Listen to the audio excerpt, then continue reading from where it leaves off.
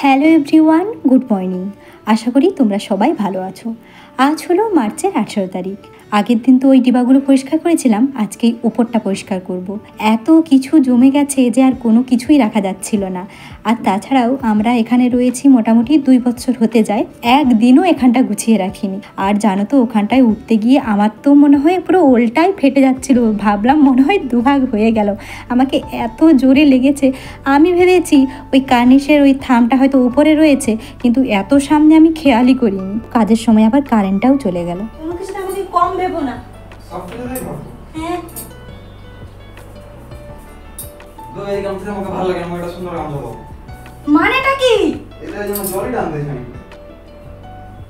নতুন গামছা ব্যবহার করতেছে বল, আমি পুরনো গামছা ব্যবহার করতেছি।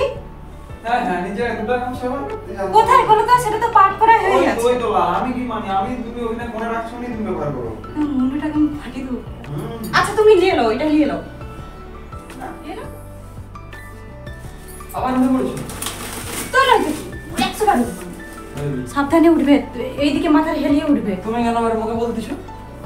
রেখে দেবো। এটা কি হয়েছিল বলতো আমাদের? এটা যে ওটা আমি গানের ভিডিও করতাম। এটা দরকার নেই তো। না, আর কি কিছু কাছে লাগতে পারে না? সিধা আমার সেটা দিতেছি। সাবধানে করো। হ্যাঁ মেরে দেই আগে। হ্যাঁ অবশ্যই মারবেন নাকি? ওই তো হয়েছে মারা। নিচে মেরে দিলে নিচে পড়বে না, এই জন্যই মারতে যাচ্ছি না। হ্যাঁ মার। এটা ফোনের এটা বুঝতে পারছো? এটা এটা এটা এটা কি কাজে লাগবে? ওটা শিখতে দিচ্ছে, ওটা কি কাজে লাগবে? ঠিক আছে হ্যাঁ। এই ঝাড়টায় কি ঝাড়ানো যায়? না না না। আমরা সকালে মুড়ি খাওয়া দাওয়ার পরে এইসব কাজে লেগেছিলাম, আর ও মুড়ি খাওয়া দাওয়ার পরে বলছে আমাকে খুব গরম লাগছে।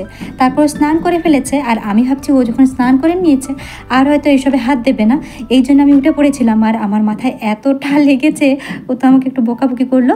তারপর ও নিজেই ওখানে উঠে গেছে। আর জানো তো, কি ফেলবো না ফেলবো কিছুই বুঝতে পারছি না। মানে ওই 2-1টা জিনিস ফেলেছি, আর কিছুই ফেলানোর নেই, কারণ সব কিছুই তো কাজে লাগছে ওখানে আর কি। মানে এই বক্সগুলো রয়েছে, তার মধ্যে টুকটাক কিছু না কিছু জিনিসপত্র ঠিক আছে। এই জন্য কিছু কিছু জিনিস ফেলে দিয়ে সবই রেখে দিয়েছি। জায়গাটা একদমই পরিষ্কার হলো না, যেমনকে তেমনই হয়ে গেছে। আর এই ফোনের বক্সটা, মানে ফোনের যে অত বড় একটা প্যাকেট ছিল, ওটা ফেলে দিয়েছি।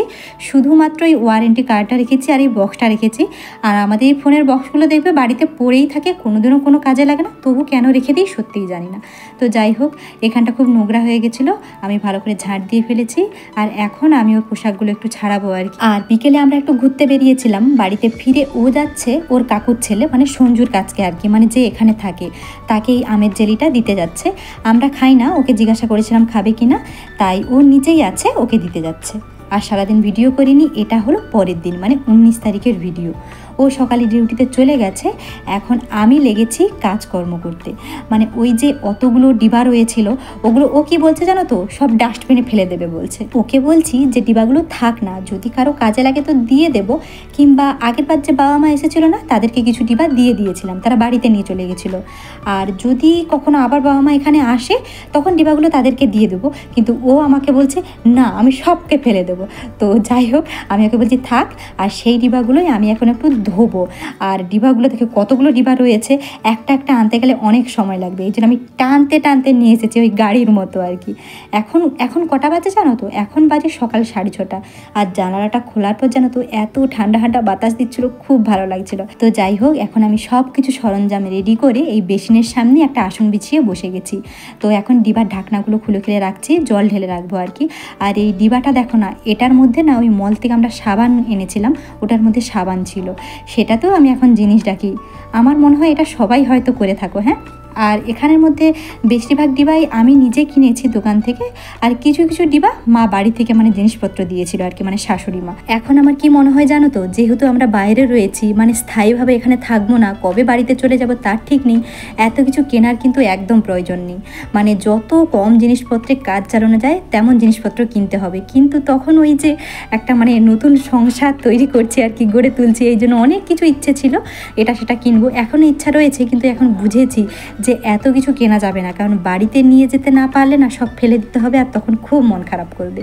তো যাই হোক, অনেকগুলো ডিবা ধুয়েছি। আমি ভাবছি যেগুলো খারাপ খারাপ না সেগুলো ডাস্টবিনে ফেলে দেবো, একটু কেমন বেশিই খারাপ হয়ে গেছে। তো বলো তো গুনে কতগুলো ডিবা ধুয়েছি।